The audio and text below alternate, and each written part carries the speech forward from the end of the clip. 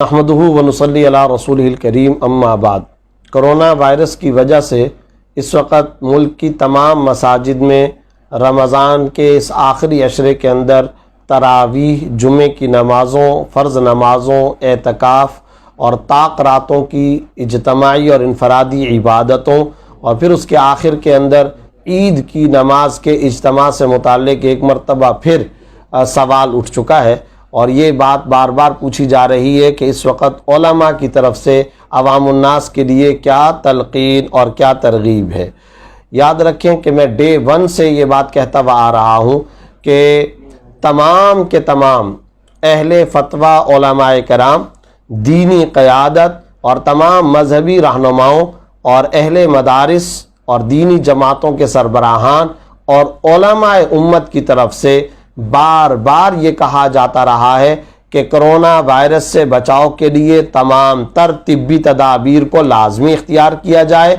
ماہرین طب کی بتائی ہوئی ہدایات پر سختی کے ساتھ عمل کیا جائے۔ صدر مملکت، وزیر اعظم پاکستان اور گورنر سندھ اور دیگر آفیشلز کے ساتھ علماء کرام نے جو SOP تیار کی، اس SOP کے اندر WHO کی ہدایات کو سامنے رکھا گیا، ماہرین طب ڈاکٹروں کی ہدایات کو سامنے رکھا گیا، وزارت صحت کے افراد کو سامنے رکھا گیا، علماء کرام جو تمام کے تمام مکاتب فکر اور مسالک سے تعلق رکھتے تھے، ان سب کے کنسنسس سے اشتراک کے ساتھ ایک اجتماعی طور پر موقف اپنایا گیا اور SOP طے کی گئی۔ پھر اس SOP کو باقاعدہ مساجد کے اندر نافذ کیا گیا، لیکن بہت دکھ کے ساتھ کہنا پڑتا ہے، بہت ہی غم کے ساتھ یہ بات کہنی پڑتی ہے کہ ہم نے دیکھا بجائے اس کے کہ اس SOP یا اس جیسی SOPs پر منڈیوں میں، مارکیٹوں میں، شاپنگ سینٹرز کے اندر، مالز کے اندر، احساس پروگرام کے سینٹرز کے اندر، بینکوں کے اندر، شاہراہوں، سڑکوں کے اوپر بھی عمل کروایا جاتا، مگر تمام تر توجہات صرف اور صرف فوکس مساجد کو بنایا گیا، اور تمام توجہات کا منبع، ملجا، مرکز، ٹھکانہ مساجد۔ اور افسوس کی بات یہ ہے کہ 1 رمضان سے لے کر 5 رمضان تک ایک باقاعدہ کمپین کی شکل کے اندر ایک تحریک چلائی گئی، اور وہ بھی مین اسٹریم میڈیا پر، کہ جناب مساجد میں یہ ہو رہا ہے، مساجد کے گیٹ چھوٹے ہوتے ہیں، مساجد کے اندر وضو خانے میں لوگوں کا اجتماع ہو جاتا ہے، مساجد میں لوگ اکٹھے مل کر کے کھڑے ہوتے ہیں۔ افسوس کی بات یہ ہے کہ ایک مسجد ہے، اس مسجد کے باہر دکان ہے، وہاں پر سارے کے سارے رش کریں، ڈزنٹ میٹر، کوئی حرج کی بات نہیں، لیکن یہی لوگ جب مسجد کے اندر جائیں گے اب وہ اعتراضات کا مرکز بن جائے گا۔ چنانچہ جب اس طرح کا آپ معاملہ اختیار کریں گے تو اہل بصیرت علماء کی تلقین، ان کی اپیل، ان کی ترغیب عوامی سطح پر کیسے مقبولیت پا سکتی ہے، اور وہ بیانیہ عوام کیسے قبول کر سکتے ہیں جب وہ صبح سے لے کر شام تک اپنی ان آنکھوں سے دیکھ رہے ہیں کہ منڈیوں کے اندر صورتحال کیا ہے، وہ یہ دیکھ رہے ہیں عوام کہ اس وقت پورے پاکستان کے بازاروں، احساس پروگرام کے سینٹرز، بینکوں، کچہریوں، منڈیوں، بازاروں، شاپنگ سینٹرز کے اندر کیا صورتحال چل رہی ہے۔ جب وہ یہ سارے کے سارے مناظر دیکھیں گے، اب اگر کوئی عالم دین ان کو باقاعدہ ترغیبی طور پر یہ تاکید بھی کرے، اپیل بھی کرے کہ جناب آپ تمام کے تمام لوگوں کو مسجد کے اندر نہیں آنا چاہیے یا محدود انداز کے اندر آنا چاہیے، تو یاد رکھیں اس پورے بیک گراؤنڈ کو سامنے رکھتے ہوئے، پس منظر کو سامنے رکھتے ہوئے، نہ تو عوام الناس حکومت کی بات مانیں گے اور نہ ہی علماء کی بات کو مانیں گے۔ اس لیے یہ پورے کا پورا ایک خاص پس منظر چلا۔ اس کے بعد ہم نے آخر کے اندر کیا دیکھا، علماء مسلسل ترغیب دیتے رہے، اور میں یہاں یہ بات واضح کر دوں، فرنٹ لائن سولجرز کا لقب جہاں ڈاکٹرز کو دیا گیا، ہم ڈاکٹروں کو امت کے، پاکستانی عوام کے مسیحا جانتے ہیں، ان کی رائے کو وزن دیتے ہیں اور ان کی قدر کرتے ہیں، انہیں اپنے ساتھ بٹھا کر کے ان سے پوچھتے ہیں what is your personal opinion about this case، اس معاملے میں آپ کی پرسنل اوپینین کیا ہے۔ ہم ایک ایک ڈاکٹر سے پوچھ رہے ہیں، ہر ڈاکٹر آج کے دور میں جس عالم دین سے ملاقات کر رہا ہے، اس عالم دین کا پہلا سوال اس ڈاکٹر سے یہی ہوتا ہے کہ کرونا وائرس کی سچویشن اس وقت کیا چل رہی ہے، اجتماعی طور پر بھی، انفرادی طور پر بھی۔ لیکن بہت ہی افسوس کے ساتھ کہنا پڑتا ہے، بہت ہی دکھ کے ساتھ کہنا پڑتا ہے کہ علماء نے جو مسلسل کمپین چلائی، ISPR کی طرف سے باقاعدہ اس کو اپریشیٹ بھی کیا گیا اور اس کی تعریف بھی کی گئی کہ فرنٹ لائن سولجرز کے اندر جہاں ڈاکٹر شامل ہیں وہاں علماء کا کردار بھی بڑا مستحسن اور لائق تحسین رہا. لیکن ہمارے مختلف صوبوں کے اندر جو مقامی لوکل صوبائی حکومتیں اور ان کے سیاسی افراد ہیں ان کی طرف سے بڑا بھیانک اور افسوسناک کردار سامنے آیا ہے. ہر جمعرات کو رات کو یا سحری کے وقت میں آ کر کے اگلے دن جمعے کی نماز سے روکنے کے لیے 12 تا 3 کا لاک ڈاؤن کریں گے تو عوام الناس میں کیا تاثر جائے گا؟ عوام اس کو کیسے قبول کر سکیں گے؟ چنانچہ ان کی زبانوں پر ہے کہ کرونا بڑا سمجھدار ہے، مسجد میں آتا ہے منڈی میں نہیں جاتا، کرونا روڈ پر نہیں جاتا،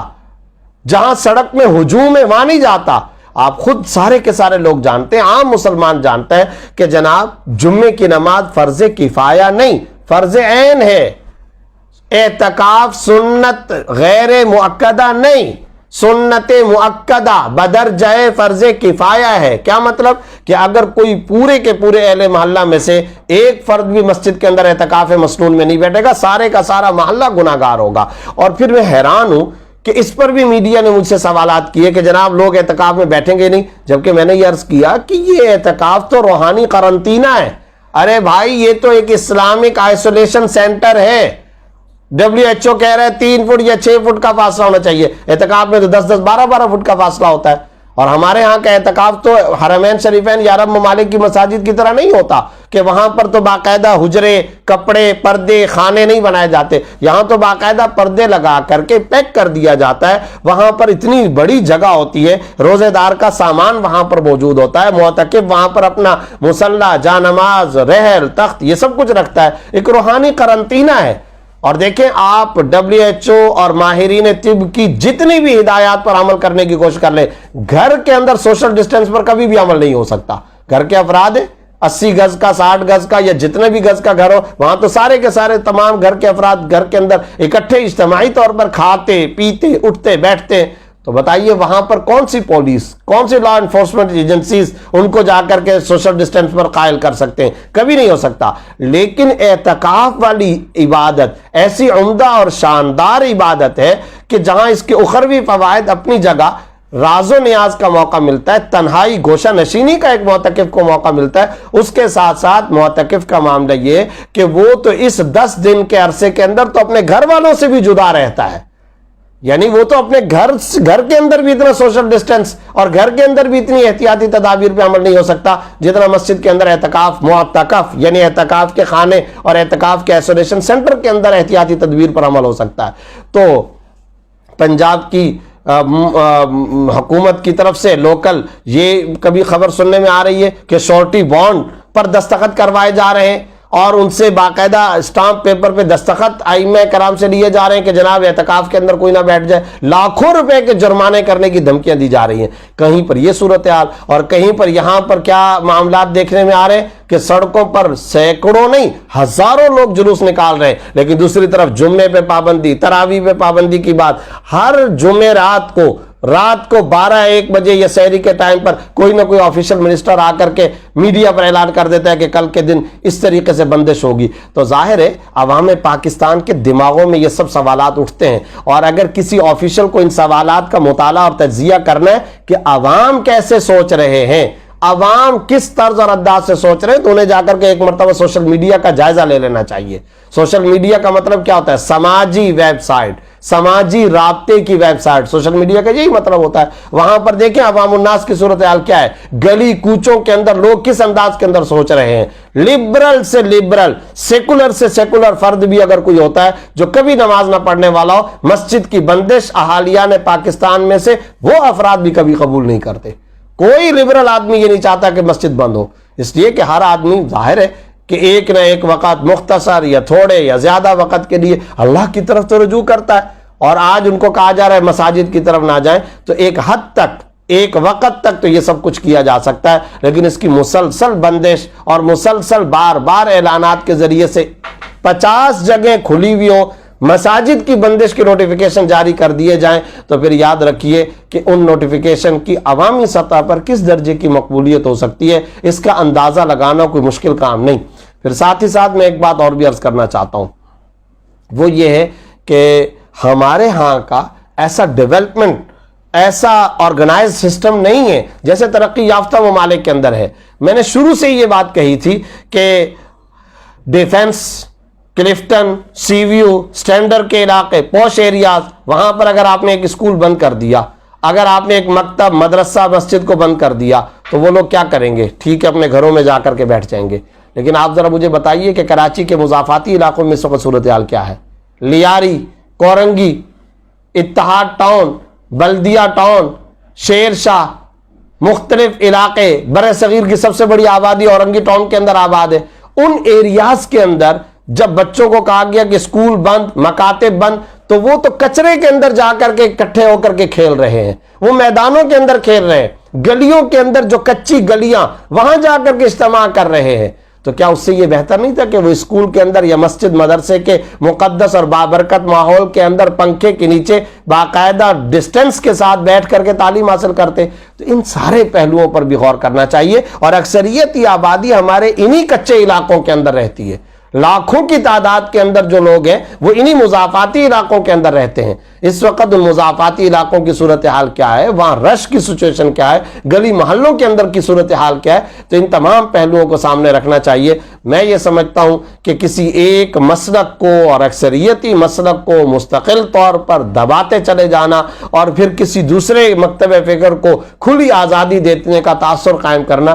یہ انتہائی نامناسب طرز عمل ہے. اس پر حکومت وقت کو، اداروں کو، مقننہ کو، ارباب اقتدار کو بہت ہی ٹھنڈے دل کے ساتھ ضرور سوچنا چاہیے اور کوئی ایسا رویہ، ایسا طرز عمل، SOP اور ایسی کوئی احتیاطی تدابیر پر مشتمل پیکج دینا چاہیے کہ جس کے اندر